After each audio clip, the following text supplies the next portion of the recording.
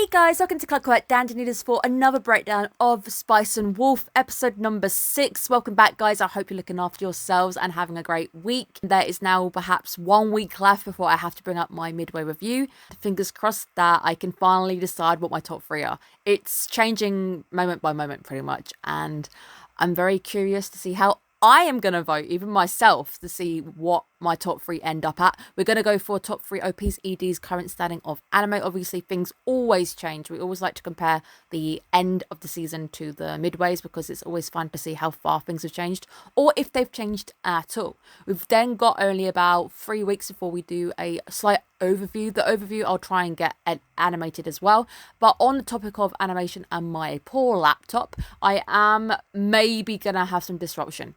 And not just because I've got stuff coming my way, but there's a bit of disruption as my computer is really on its way out. There is a coffee account if you really do pity me and want to give me a little bit of aid, because the computer I'm looking at to replace, it wouldn't be a problem if it wasn't for my big announcement. If the big announcement wasn't coming your way, I'd probably be okay. I'd probably manage it myself. And somebody did donate. And thank you so much for whoever you are. Because I don't know who you are because it was anonymous. And you did give me 10% of what I needed. So thank you. Please do go check it out. It really does mean a lot. But I do hate asking. It really bugs me to have to rely on people. But because of the big announcement that I will be getting to you guys with, it's difficult right now because my finances are everywhere. You will understand more when I get to finally talk to you guys about it, and I think I'm allowed to talk to you guys in about 3 weeks time. I will have a big announcement. I will probably do it in the style of my virtual tuber, get her out, and I'm gonna give you guys some news.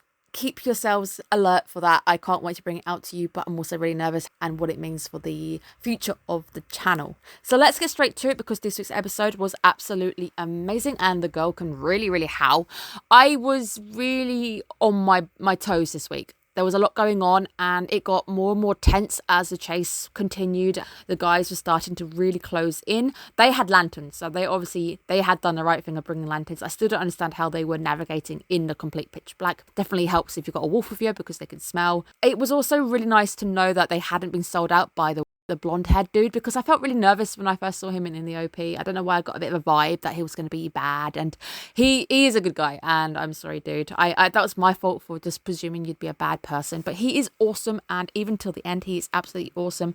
But I was really getting more and more worried, especially when it happened, and I'm going to use a bit of Birmingham slang, guys, so if you're not from the UK, this is going to be weird. Lawrence got shanked. Shanking is the word for stab, which I don't think YouTube would like, so we're going to call it a bit of a shanking. You only really get that in Birmingham, but it kind of trickled down because one of my friends is from Birmingham and he uses it so much that I use it to mock him, and it's quite fun to occasionally use. But the poor guy gets shanked and I start to panic a little bit because he's starting to bleed out, and you're like, that's not good. Even though it's in his arm, that's still really bad. You can see that he's trying to keep a brave face for her, and you can see that it's clearly not fooling her because you can see she always looks back at him and it's like a weak smile. It's like I don't trust you. But it is a really intense chase sequence because it's dark and there's guys coming at all different angles, and they said it's a labyrinth. Obviously chasing a faint glimmer of hope. You're like, okay, this is fine, she's going to get them out. And obviously it results in them coming to a bit of a dead end, which is really sad. The Yari sequence made me so mad. I don't know why I was so mad at Yari's betrayal. I know what he wants. He's thinking about his future. He wants to have free trade. He wants to make money. I get it. But to the point where you're betraying somebody, or you're going to like hand somebody over to be burnt at the stake, considering that's what the church are going to do. They're going to get hold of her, burn her at the stake, and it's sad because we also know that the girl just wants to go north. At this point, she's like, fine, have it your way, do what you want. I'm just going north. I want to go home.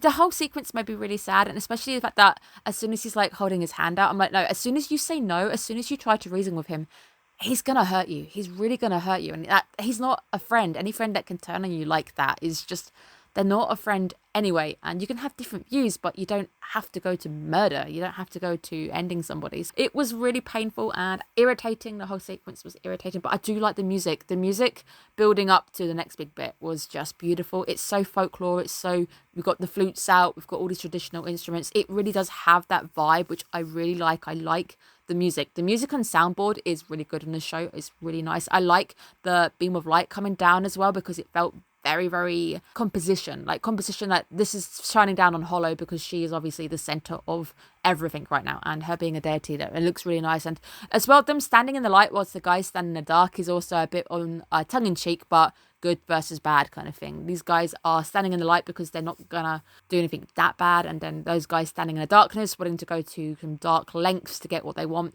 I like that. It's quite nice. So the music and transformation sequence is awesome. We've already seen her briefly, but her as a wolf, it's really nice coloring. I love that coloring. It kind of reminds me of a husky a little bit, but it's such a awesome moment where she goes after them, and I feel it because you guys are literally about to commit murder, and he's chill with committing murder. He's just like, yeah, you can just kill him, it's fine. But I don't know, you could have like maimed him or something. You could have like knocked him out, and you don't have to kill him. It is a nice bit of comeback where she goes and knocks most of them out. I don't think she kills any of them because you do kind of see most of them at the end, but maybe she crushes like the guys. There's a bit where her paw goes up and you're like, maybe she crushed them, maybe she didn't. I'm sure she just maimed. Okay, maiming without the intent to kill, which is fine. But I did wonder at the end where she just walks off. I was like, oh no, has she walked off because she's done? She feels like betrayed because he's looked at her, freaked out, and then he realizes as well that she says humans just look at me and freak out in my real form, and there's only the one guy who was able to look at her in her real form, and that was the guy she made ties with at the village initially when he was able to look at that form and not freak out. So I thought like maybe she was hurt by that and she walked off, but it seems that Lawrence ends up collapsing and she goes back to stand over him until the guys come. So maybe she was trying to find help. She went to go find help, get them to go and follow her and then find him. And then her completely vanishing, I was like, oh, is this it? Is this the end of the show? Despite the fact I know there's 24 episodes, so it can't just be the end like this. But for a brief moment, I completely forgot there was a lot of episodes, and I was like, oh, this is it. They're parting ways for a bit. I'm glad that's not the case. But the trade deal, let's talk about the trade deal that this has all been building up to. We're halfway through the first quarter way through the first season. The trade deal just falls apart. It gets them something, but it really doesn't end up bringing much money in because I think they end up getting like 2,400 and something, and he gets like 50%, and it's a really bad deal at the end of the day. I guess in business anything can happen, but I like the dude is so chill. You know, this stuff happens. I'm so glad that we're gonna have this relationship anyway. We're gonna strengthen our relationships, and it's all good to get him whatever he wants. You want to have this, I'll get you the pepper, absolutely fine. Such a good guy. Like he's the GOAT. He is the GOAT of the episode, and he is so cool. I like the story he tells too, especially the fact that it's a religious story that is told to teach a lesson. The moral of the story, I think, is the fact that if you sell people out, it will eventually come back to you. Because this guy was so happy to go find people to sacrifice that eventually the guy he does find is like, well, actually, he deals with the spice. He's actually spicy and he smells nice, and you should probably go for him. So it all goes back on him. Like you did the immoral thing of trying to sacrifice other people to save your own skin. I think that was the moral of the story, but it could be completely different. So maybe you guys got a different interpretation of that story. The end though, the little surprise at the end when the music starts to build and the guy just jumps out of bed and he's running around topless, you're like, oh, okay. I didn't initially know where the money came from because I don't know where she got the money from. Maybe it was the guy she was flirting with on the bridge. Maybe it was actually him, now I'm thinking about it. But she was able to actually get a lot of apples, and I'm so happy that she also gets a nice new outfit. But I do miss the blue.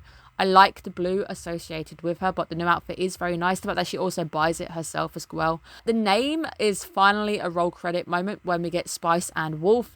It's nice, and it's nice to also know where it actually comes from, and it makes a lot more sense because I've never really understood it. I knew where the wolf bit was, but I didn't know where the spice was, so now I know where the spice is. And it's a very good trade deal because he knows eventually people want pepper for their food, and seasonings and spices are generally a nice safe route to go by.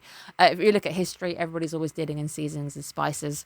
A very safe route for him, but I'm so happy. The ending was great. It's a great halfway point for the next chunk, I guess. That's the first arc done, and I can't wait to see where we're going. But I really did enjoy this week's episode. There's a lot going on, like subtonally, and it's also quite a quiet one where you don't have to be talking too much, and there's not that much action, but the stuff that's going on is enough to keep me watching completely. Obviously, I've done many breakdowns on the channel before, but I only really get a page and a half of this show. And on average, 2 pages is roughly what I'd consider the average for most shows I've broken down. If I have longer videos, it's because I end up writing so much, and that shows us so much to give. But with this one, because it's so almost slice of lifey. I don't actually have to write too much, but it also has a lot of action to keep me interested in. Fantastic episode and a lot of emotions when I thought my poor boy was going to get stabbed and die out in those cellars. But fantastic that we're leaving the town and we can finally move on and have the next part of the journey.